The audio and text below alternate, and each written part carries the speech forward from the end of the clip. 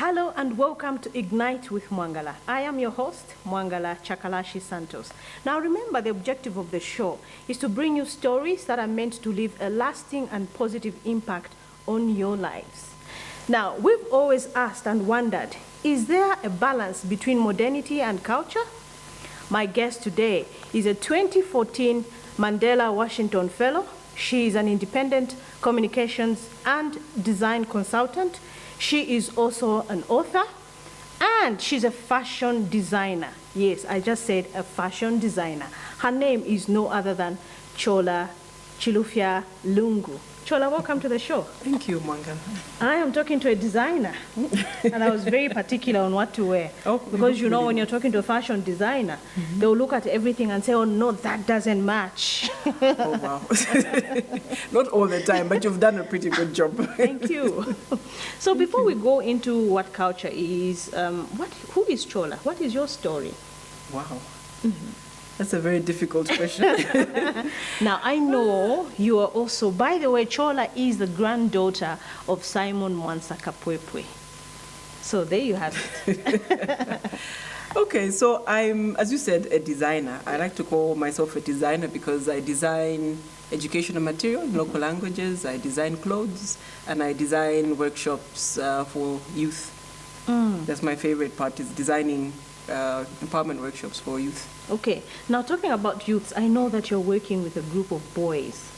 You know, usually it's girls, but for you, you decided to work with the boys. What are you doing with the young men? So I adopted 30 young men in Tendere about 2 years ago, and this was to help me. Mostly started off trying to, because I wanted to, to design better empowerment workshops for youth.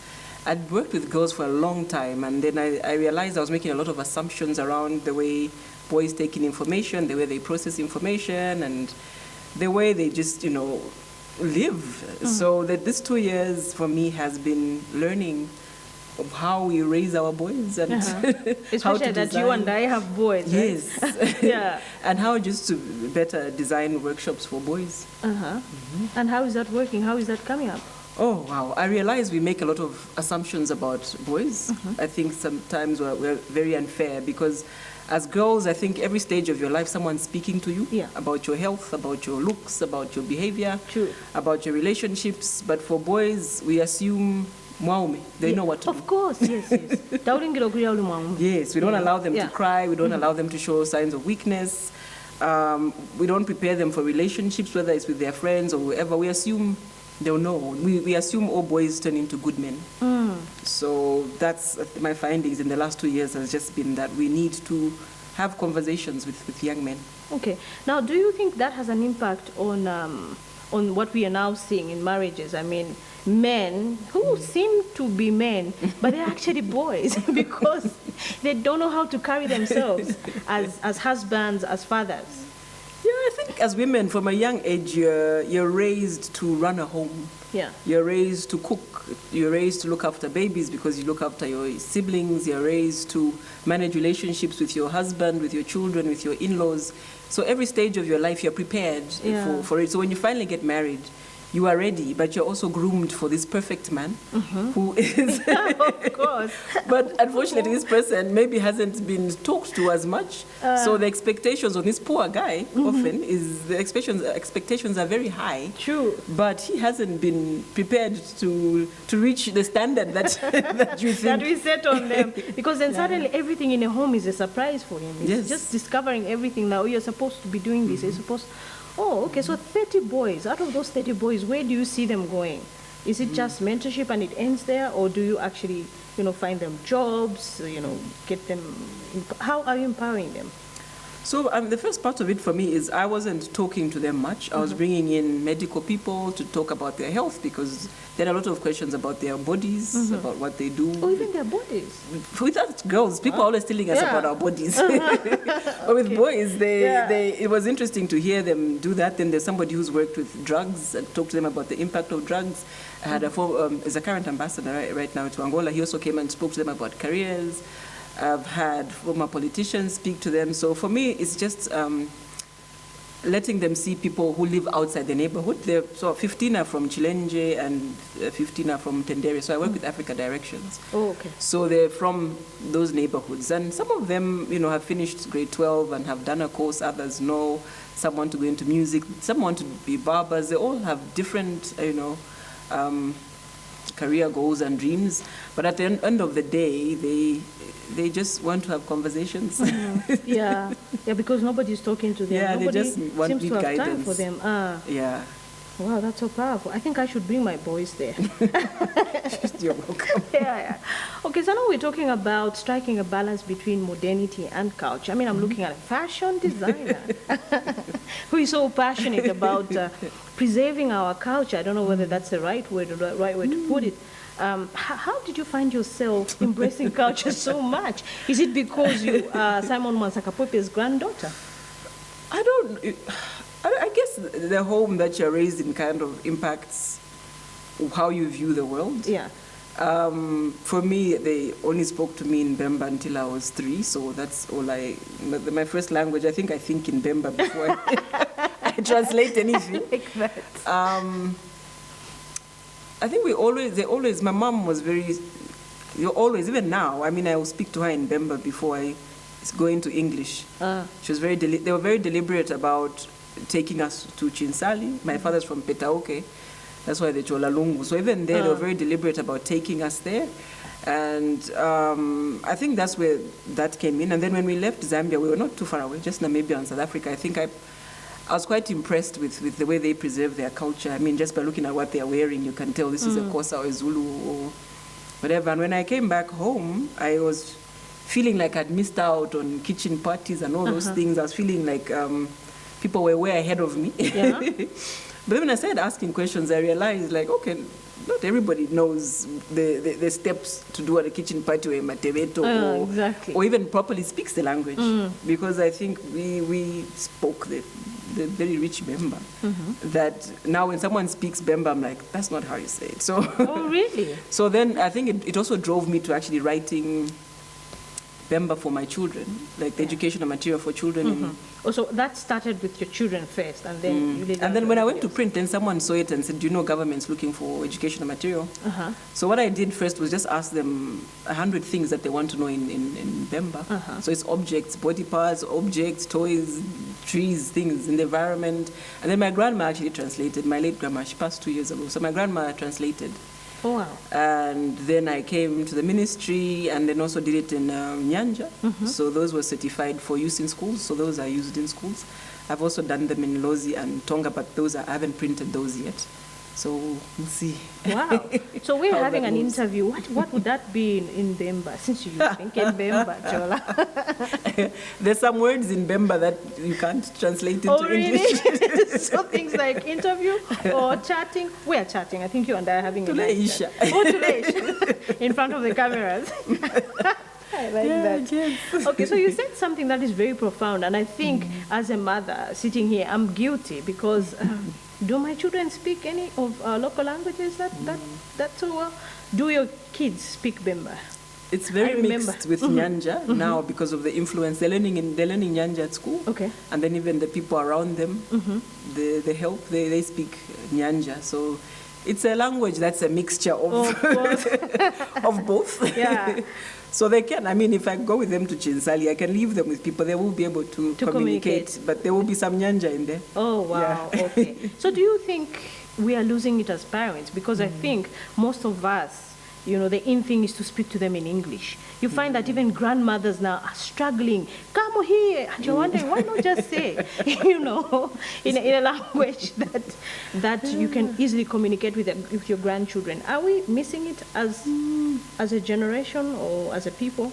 But I don't think it's too late. I think it was nice that government has brought back the languages in school. So whether they like it or not, they are going to speak. If they're in Lusaka, they're going to speak Nyanja. If they're in the north, they will learn Bemba, and they're even writing it at exam level now because my son is grade 7. He's going to write Nyanja. So I think there are efforts to help them. Yeah. The south and where is it? The west. The schools are teaching them. So I think the next generation will probably come back. It's coming back slowly. But as parents, I think we can help. My kids are not perfectly speaking it, but there are just days I say, you know, there's no ice cream or chocolate today. If you speak English, let's speak in Bemba. So that it will just be Bemba. So it sometimes helps, and I think the cards also coming up with the educational material, it helped. You know, it's just words, but they were able to kind of learn some of them, and when they hear them, they will ask how to put it in a sentence, and yeah, so it helps. They mix it with English sometimes. So you've done well, my friend. I mean, I remember, I think sometime back you and I were chatting, and I think you shared a story where you said, I don't know whether it was your son, or, you know, when you talk to him in our local languages, he would go, but why are you shouting at me? Yeah, when you were just saying, the okay, smaller one, yeah. the smaller one, like, bring that spoon for me, they would think that you're, you know, you're insult. Oh, well, you're not, you know, telling. I think with the older one, I did a better job with him. The second one, I kind of relaxed. So I think when you're upset or you're trying to make a point, you kind of go back into your mother tongue. So I had to be very conscious about that, actually. Okay. So if you're joining us now, I'm talking to Chola Chilufialungu, and we're looking at culture, and of course we're going to touch on fashion and design since she's a model. So before we take a break, Chola, I want you to think around how you found yourself modeling, and how did you mix the two, you know? We're talking about culture, and then we're talking about this pretty girl who is doing the catwalks on the stage. How do you strike the balance? So after this break, we'll be talking about fashion and how she found herself in fashion and designing. Don't go away.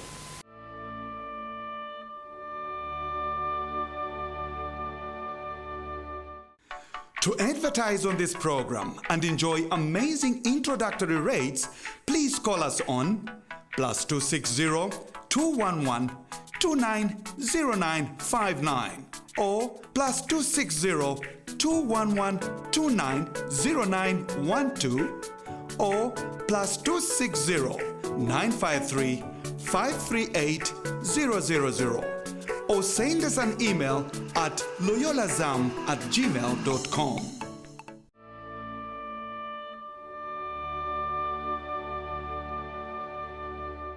Welcome back. So if you're joining me, I'm talking to Chola Chilufialungu, who is a fashion designer, and she designs a lot of things from clothes to educational materials. So Chola, before we went on break, you were telling me how you're designing, you know, educational materials, and how that the Ministry of Education has actually embraced what you're doing. Now let's talk about fashion. Let's talk about what every woman out there wants to hear. How did you find yourself as a model and also designing clothes? By the way, that is my job just after this interview. Okay, I wasn't always interested in modeling or in fashion. I was actually a tomboy. If you saw my pictures in grade 12 or first year at university, I was in hoods and trainers and jeans and a big puff. I just used to tie my hair back. I didn't really dress up much, I guess. Why was that?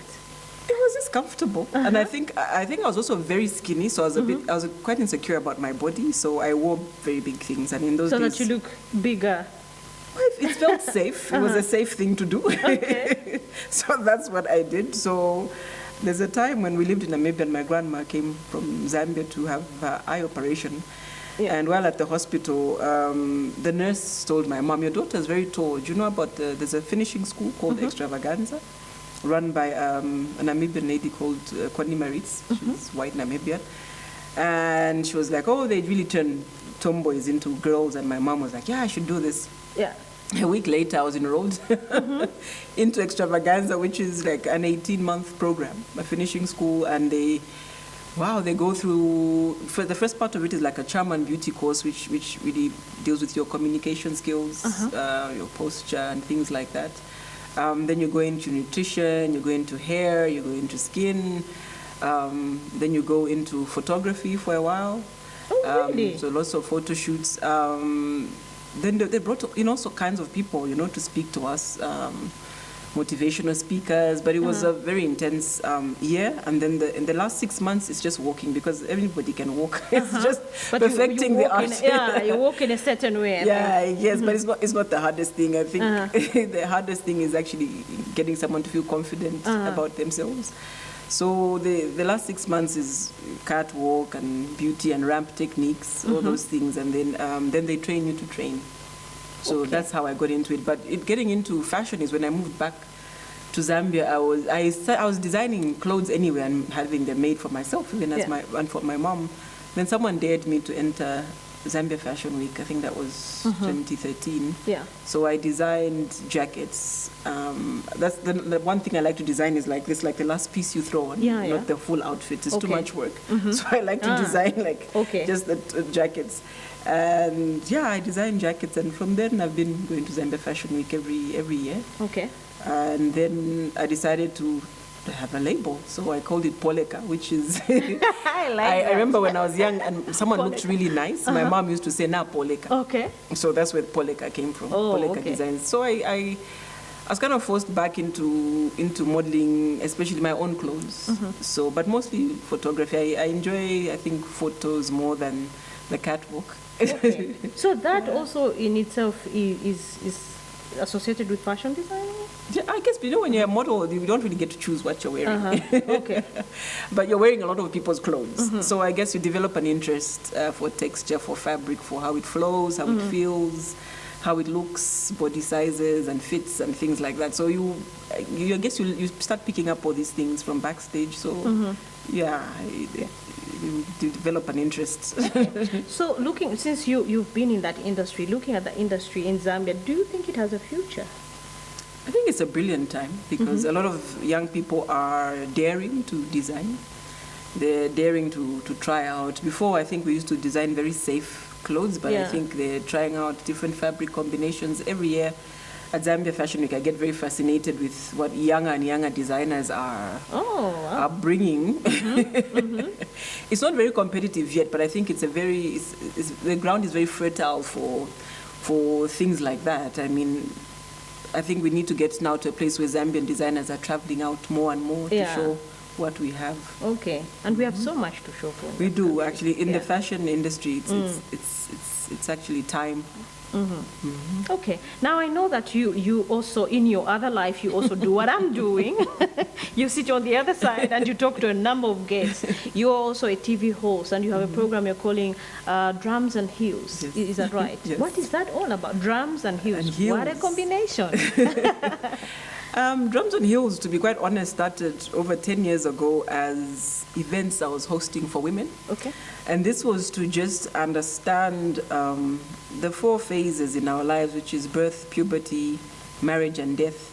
I was doing research around the teachings that we pass on at that stage of anybody's life. When you're born, what do they do? What do they say? And why? When a girl or a boy hits puberty, what do we do as Zambians and why? At marriage, and then at death, what do we do, and are we preserving it? How are we preserving it? Yeah. So I started having, I used to do it like 4 times a year. I would go north, south, east, west. What do the people in the east do? What do the people? So some of it I filmed, other things I didn't film, and then it kind of fell off. And then I was just having a conversation with somebody at a TV station, and he was like, "Oh, what have you done with all that content?" I said, "Well, I was sitting somewhere." And he said, "Okay, let's try 13 of these things." Yeah. Find 13 people who not necessarily talk about those things, but have gone through some of them. Or, as you said, trying to strike the traditional and modern life. And being Zambian, when you do comms, you kind of have to, if you're designing communication for a Zambian, you have to think, okay, traditional, modern, and Christian, because we can swing. Of course. Depending on the situation, we can be very Christian, we can be very modern. So Drums and Heels is just a platform to have conversations around who we are as Zambians and what we believe and why. Wow, powerful. So I know Simon Mansakapopo is your grandfather. And when we're coming, you're telling me, is this why I'm here? Of course not. But of course, yes, on the other side. What are some of the lessons that you've learned from your grandfather? Did you ever meet him? Apparently, yes. Okay. But this Sunday, actually, he would have been gone for 40 years. And this May, I turned 42. Oh, wow, okay. When I was born, actually, my mother had to go to England for her midwifery.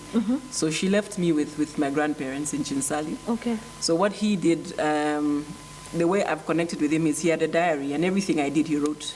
Oh, really? Chola he wrote my first tooth. He wrote a lot of my first year. He really documented everything I did. Wow. So that's my connection. And I cannot remember him. There's actually a time when someone sent me like a voice note, and I was listening, and I couldn't pick the voice until I think the interviewer said his name. Okay. So I mean, now with technology, people have been able to send us more film, send us more audio. So I can, like, now I know his voice, but sometimes it's kind of tough because yeah, I can imagine. As one of my cousins said, like, you're trying to put this image together of this huge person that you never quite met, but you're connected to. Somehow, yeah. You're connected to, and he's in everyone. Like, when I read, he wrote a lot, so his office is still there in Chinsali. There's pieces of paper where he was always writing. So I can see pieces of his children, my mom's in there, her sisters, my uncles. I think there's bits of him in everyone, in every one of them. But I think that the one thing that I liked about him is that he wrote a lot, like he documented everyone's life around him. I didn't really like the political side. I was about to ask you a question. So, any plans of becoming a politician? Because that side is quite stressful. Because when I read him writing about his experiences in politics, I mean, there are highs and lows, but there are a lot of lows that really emotionally drains me. But the fun things, the time with family, the births, the marriages, he celebrated people, and he spent time with people across generations. I mean, there are times when he had to come to Lusaka when he had retired. He would just jump on a bus and, he would just travel with people. I remember my grandmother saying once when he was vice president, he just like tired of sitting in there, and he just jumped into a car and drove to Mwangala and by himself. By himself. It caused a bit of a mess, but he was just like, I just miss people. I just miss like, with this people. is me. Yeah. So I mean, I still, you meet people who he did things for even now, 40 years later, who they show you books, they show you letters, they show you things, they say he paid for my fees. So we still experience him through other people's experiences. Some good, some not so good, some are sad, but I choose to celebrate the Of course. Have you ever thought of doing a movie around him? I know your auntie owns a film school. I mean, they have because you're documenting almost everything. What are you doing for him? I guess the thing is, it will have to bring up the political side, which you don't want. I'm not too crazy about. But there has been talk in the family. I mean, the one thing that we're doing right now is he published at least 6 books. He wrote so many other books, but the books were going back to reprint. So a lot of the books are going to be back on the shelves, so people can experience it. And they're all in Bemba, which is... Oh my God, they're all in Bemba. They're tough, so I think I want to translate some into English. Okay. Also, you can actually translate from Bemba to English. I mean, I've never gone to school to learn Bemba, so I think my spoken and my written are very... I don't know where the word ends. There's a mismatch. Yes. So I mean, now you can get translators, so I think it would be nice to translate some of his work. Okay. And now let's talk about your book. Now I see where you picked it from. Your grandfather used to write a lot. Yeah. And you have actually done a book. Tell us a little bit more about your book. So, I mean, as you said, I'm a Mandela Washington Fellow. So in 2014, I went to University of Texas in Austin. And I was part of the first group that in Obama's program where he wanted to empower youth across Africa. And that year, 22 of us Zambians went. And, I think, and I was put into entrepreneurship. I didn't even apply for entrepreneurship. I was moved because I know someone read my application and felt I should learn business and entrepreneurship, but I wanted to do like civic management. So the university is a very business school, and one of the things I think I noticed, which wasn't even connected to the university, was children selling lemonade and raising money. And so I started having conversations with them about why? You know, I didn't really, the relationship I had with money then, because I'm a social scientist, is you earn it and you spend it. Saving is a bit... It's not in you. So I was very intrigued by such young children talking about earning money, saving it, and just realizing that they actually have a relationship with it. And then I just thought of my kids back home, and when you give them money, it's pizza, it's immediate spend. My kids don't. Yeah. We're not thinking about saving. So when I came back, I was like, okay, how do I have this conversation about money? So I started writing a book, and I realized with children, it's a story. You have this conversation. So I wrote this, I think it was 2015. And then only 2 years later, I found an illustrator who's a young Zambian guy now studying in Malaysia. So he did the illustration for me. And the book really is to start conversations around money and how to make it from very basic things. It's built around an orphanage that's about to be shut down, and the children discover an old orchard. And before that, there used to be a factory behind it. So they start selling the lemonade, and eventually, they save the place from being sold. But it also brings in like environmental issues as well. So it's mostly finance and environmental issues. So it's the first one that, for me, it's also introducing the characters that I want to build on, because I want to get more technical and more practical. In the second book about now, how do you make money? Are you saving it? Are you tithing? Are you, Oh, yeah. But just introducing it to children and just, when we were growing up, nobody spoke to us about money. It was a taboo. I mean, how do you talk about We just saw the money? money coming in. And we were always told it doesn't grow on trees. Yeah. So we start having a relationship with money very late in our lives, and sometimes that doesn't quite help us. It doesn't help at all. So with these ones who are under 10, I felt, if we can be very open about money and spending, I think let's start having the conversation. Okay. So you're on Ignite. And remember, ours is to impact, a positive impact on the people that are watching us now. What is that one thing that stands out as Chola? Or rather, let me rephrase. What do you stand for as Chola? Wow. You have a lot of young girls that follow you, including my girls in front of the cameras. So what is that one thing that you stand for? Wow, that's huge. I stand for preservation of self, others, and everything around you. Okay. I stand for love. I totally believe in love. Sometimes I'm You called do? Yes, love exists. If the word exists, then then it does exist. Okay. Yeah, I think it's just loving and appreciating yourself. I don't think we do that a lot here. We're kind of programmed, especially as women, to look after everybody else, and we kind of come last. Yeah, you're the last person. So whenever I speak to young ladies, I always say, are you having conversations with yourself? Do you love yourself? Because if you don't, you can't really give it to anybody. Of course. So you can only give that which you have. But yes, that's very true. So I like that, Chola. So I must be having conversations with myself. Yes. Like, Mwangala, do you love yourself? Are you happy? Are you sleeping enough? Are you eating enough? I think I am. Okay. Doesn't it show? I think we're switching horses. Like that. Yeah, no, I think I am doing that. And I pray that a lot of us, especially this 2020 in the new decade, we must learn to love ourselves. It's not selfish. It's self-preservation. It's powerful. So I have one question that I always ask to my guests, and you are among the people that I'm going to ask today, is if you were on your deathbed and God gave you a chance to live again, what is that one thing that you would do differently? I know one of them is loving yourself. Do it differently.